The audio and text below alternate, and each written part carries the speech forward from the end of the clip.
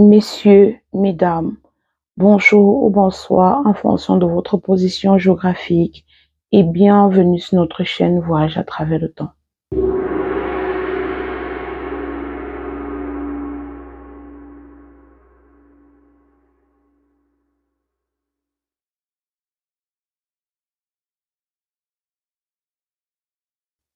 La dernière fois, nous vous avons posé la question de savoir quelle est la véritable origine du mot Ewondo et aujourd'hui, nous répondons à la question. Deux histoires à ce sujet. Pour Henri Ngoa et Bilongo Barnabé, les Ewondo seraient les descendants d'un nommé Ewondo Die, tel que nous pouvons le voir sur cet arbre généalogique, 6e ligne. Paul Messi nous présente une histoire un peu différente de celle de ces deux auteurs. Avant de continuer, nous voulons présenter Paul Messi. Qui est-il?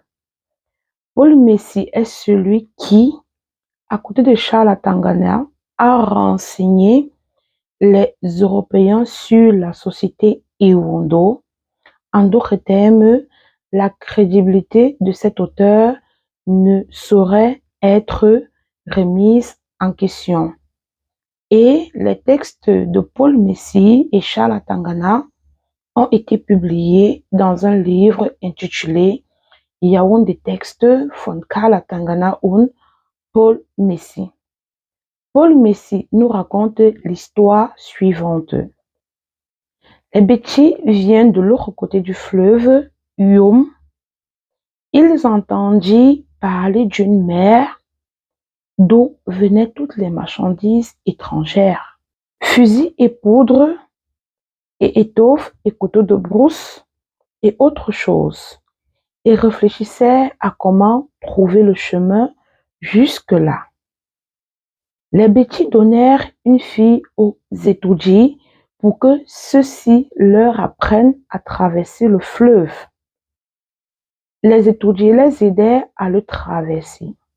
Cependant, certains Bétis de l'arrière-pays furent bloqués à leur tour par les Étones.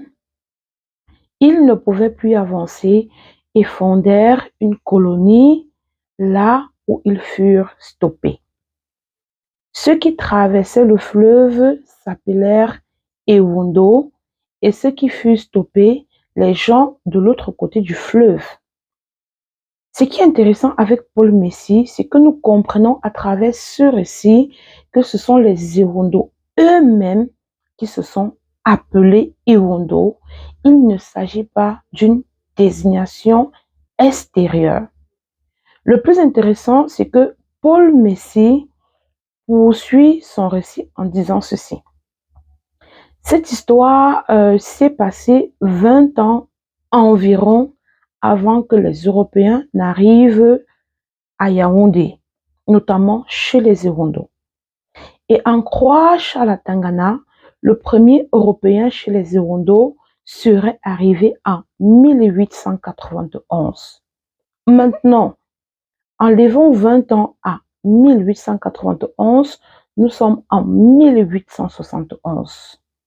Si nous voulons aller plus loin, nous pouvons dire que cette histoire se serait passée entre 1861 et 1871.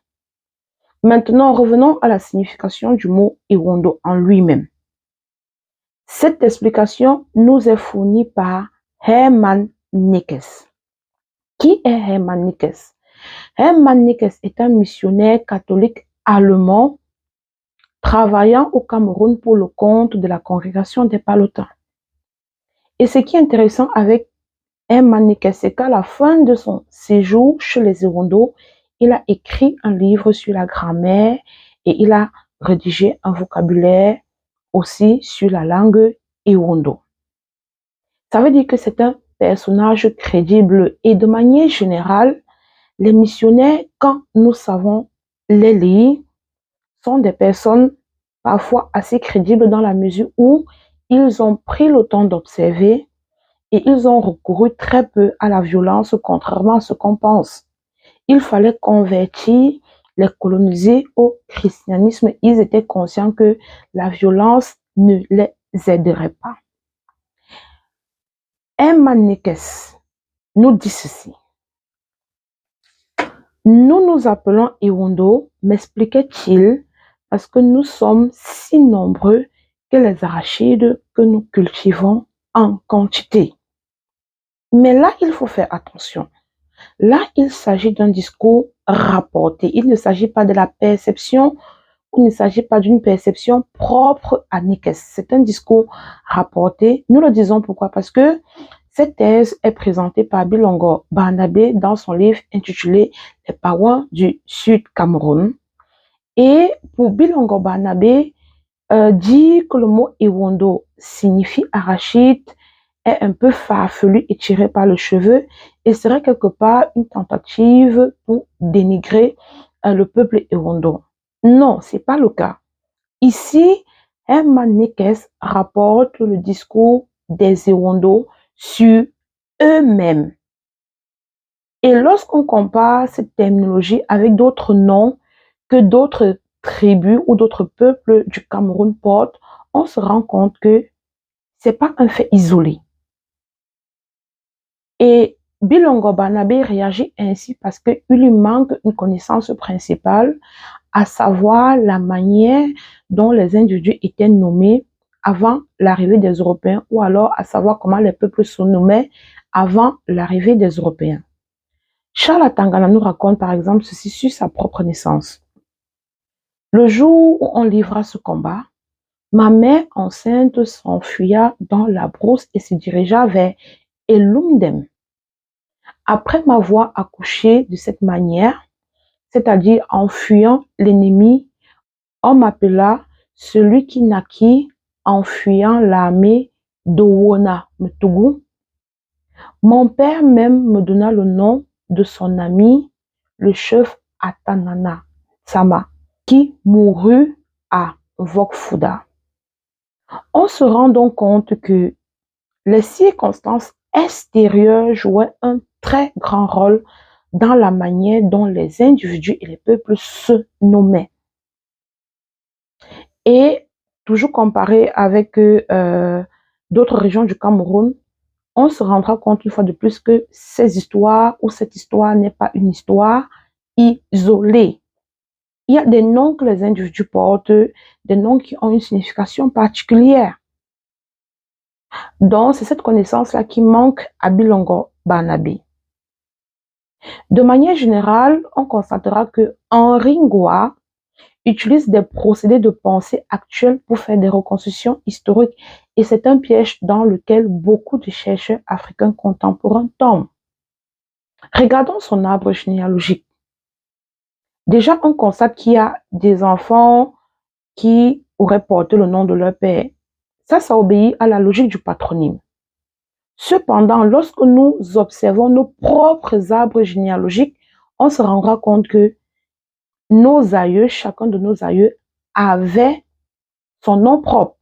Et on transmettait rarement, je dis bien très rarement, son nom à son enfant.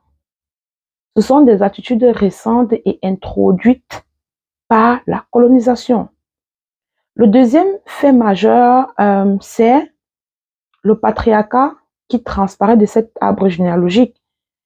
Nous constatons très bien que dans cet arbre généalogique, il y a beaucoup plus d'hommes que de femmes. Cela voudrait dire que le patriarcat a toujours régné dans la société béti en général. Lorsque nous lisons le discours de Paul Messi sur l'origine des Ewondo, on en vient à une conclusion contraire. Que dit Paul Messi? Paul Messi affirme ceci. Les Béné et les Ewondo viennent de la même mère et de la même grand-mère. La grand-mère a eu 2 filles, Oba Manga et Ndie Manga. Les Ewondo descendent de Omba Manga et les Béné de Ndie Manga. Contrairement à Henri Ngoa, Paul Messi, plus proche de la réalité et l'ayant peut-être vécu, nous présente une version tout à fait contraire. En conclusion, nous dirons ceci. Le mot Ewondo serait un mot récent, il ne daterait pas de plus d'un siècle, et ce mot signifie arachide. Messieurs, mesdames, nous sommes arrivés au thème de notre exposé. Nous espérons que vous avez appris de nouvelles choses et nous nous retrouvons à très bientôt pour un nouvel exposé. Portez-vous bien et à très bientôt.